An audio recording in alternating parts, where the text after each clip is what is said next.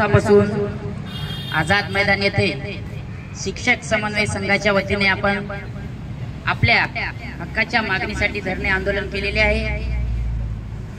राज्यात वेगवेगळ्या जिल्ह्यामध्ये जवळपास आज 1.5 महिन्यापासून आंदोलन सुरू आहे आणि 1.5 महिना आंदोलन सुरू असून आझाद मैदानावर 7वा दिवस आहे, तरीही अजून आपल्या प्रश्नाला शासन न्याय देत नाही।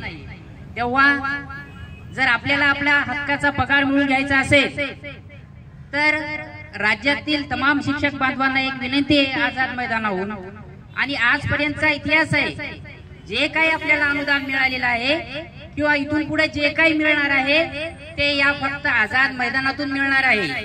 तेव्हा राज्यातील प्रत्येक जिल्ह्यातील बांधवांना सूचना आपण मिळवून घेऊया।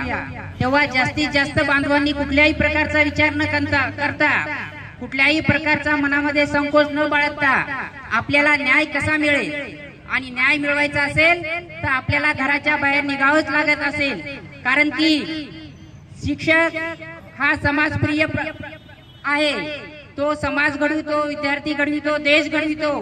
पण आज या शिक्षक वर्गाला जर रस्त्यावर आणण्याचं काम हे शासन करत असेल तर या शासनाला धडा शिकवण्यासाठी आपण सुद्धा रस्त्यावर उतरलं पाहिजे।